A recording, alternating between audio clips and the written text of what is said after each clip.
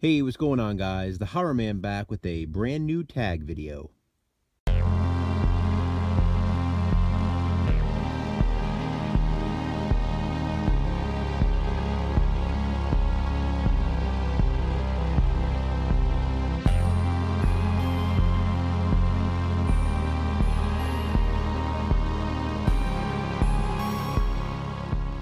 So many of us here in the YouTube community have recently been participating in a werewolf tag video series, answering 8 questions regarding werewolf films. So now that that's sort of dying out, I thought I'd start a new tag. And because my favorite subgenre is slasher films, I thought, well, it's the perfect theme. The werewolf tag had 8 questions to be answered, and I thought that was a pretty good number. You know, the videos seem to be a good length for everybody to kind of watch and post video responses, so I decided to stick with 8 questions, and this time they'll all be regarding slasher films. As I go through the 8 questions that I came up with for this tag, I'll also be giving you my answer for each of them. Question number 1. What is your favorite standalone slasher film? So, no slasher films that have sequels. You can't include Halloween, you can't include Friday the 13th, no Sleepaway Camp, no Nightmare on Elm Street. It's got to be a standalone slasher. For this one, I'm going to have to go with The Burning. This is the ultimate slasher film to me. It has everything you could want in a slasher film. It has a great killer, it has great death scenes, a great cast, and of course you also have a young George Costanza with hair, so that's always fun as well. You know, it's a kind of a shame that there was no sequels to this one since, you know, the Cropsy Maniac is a fantastic killer, and to be honest, this camp slasher does it better than Friday the 13th in my opinion. But if it did have sequels, I wouldn't have been able to include it here, so my favorite standalone slasher film, The Burning. Question number 2. What is your favorite mask in a slasher film? So I'm talking about the mask that the slasher would wear. You know, for example, Michael Myers' William Shatner mask or Jason's hockey mask are definitely options. And if a killer doesn't wear a mask, you can also go by his look. So if you like the way a certain killer looks, even if he's not wearing a mask, that can definitely be an answer as well. I picked out 2 for this one. First up, Behind the Mask, The Rise of Leslie Vernon. I absolutely love Leslie Vernon's mask. It's just creepy enough. There's just something about it. I love it. I think it's awesome. But my ultimate favorite mask in a slasher film has to be in Curtains. The old hag mask, if you will, you know, featured right there, especially in that ice skating scene. It's just so creepy. It's a chilling mask.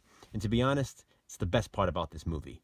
You know, it's not the greatest slasher film, but the mask alone definitely, you know, pushes it up my list a bit. So, yeah, for this one, I definitely have to go with Curtains as my favorite slasher mask. Question number 3. Favorite kill in a slasher movie? I also picked out only 2 for this one. I could have gone with so many more, but I stuck with 2. First up, we have Sylvia's death in My Bloody Valentine. This is the original My Bloody Valentine.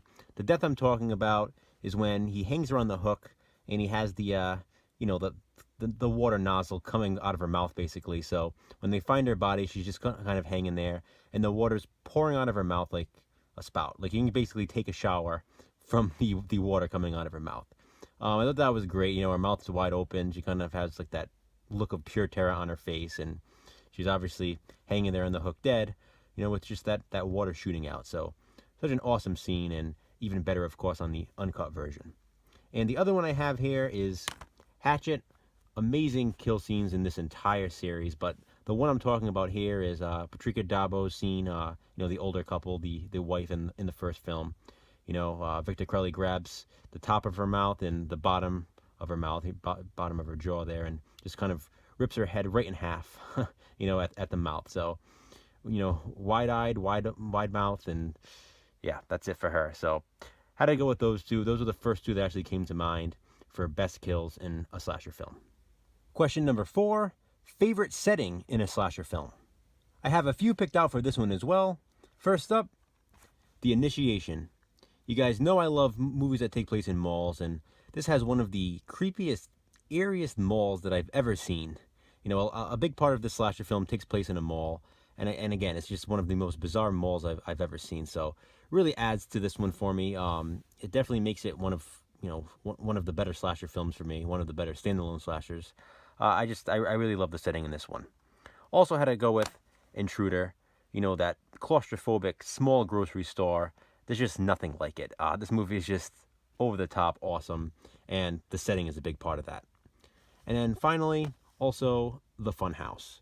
You know, probably the best carnival scene, best carnival setting in any other movie that has a carnival setting. You know, the entire movie pretty much takes place in the carnival, and the funhouse is fantastic in this one. And you know, a lot of people say this movie is slow, but you know, most of the first hour of the film is just the kids at the carnival, and I don't know, it just gets it right. It feels like you're at the carnival with them, and it's just a fantastic setting. I love it, and I had to include it here.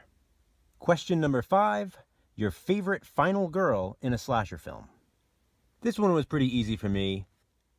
Gotta be Mary Beth from Hatchet 2, because she's played by Danielle Harris, who, as I've said countless times, is my favorite scream queen of all time, and she's just awesome in this.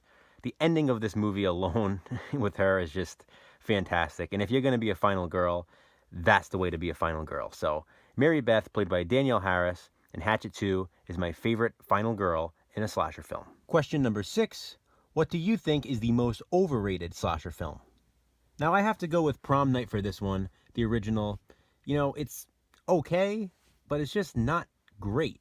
You know, it gets a lot of, I wouldn't say praise, I would say it gets a lot of attention. You know, I know Jamie Lee Curtis is in it, so that's obviously a big part of the reason why. You know, obviously her being the classic scream queen that she is.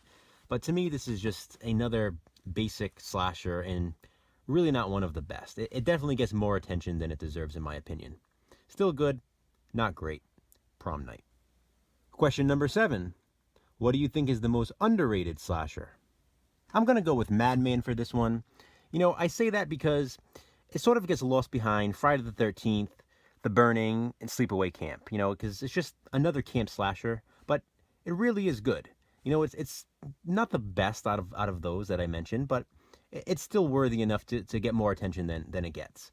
Madman Mars is a great slasher legend. I do love the camp in this one. There's just something creepy about the camp. It's just darker than the rest. I don't know. Just something about it that I really enjoy. It just adds to the feel of the movie. Great atmosphere. And of course, it has that song that just gets stuck in your head every time you watch it. Yeah, Madman, I love it. Highly underrated in my opinion. And the last question, question number 8. What is your favorite gratuitous scene in a slasher film? Yes, you know what I'm talking about. Let's face it, guys, it's not a true slasher film without some gratuitous nudity. So, what scene is your favorite? For me, I got a couple here. We got Behind the Mask.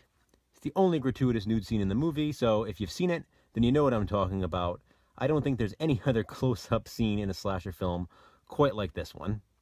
Also, the shower scene in The Burning, it just seems to go on forever. And, you know, the camera doesn't move. It's not really a quick scene at all. It's just kind of focused right where the camera needs to be. So, had to include that one as well. And finally, in the Funhouse, the opening shower scene with Elizabeth Berridge.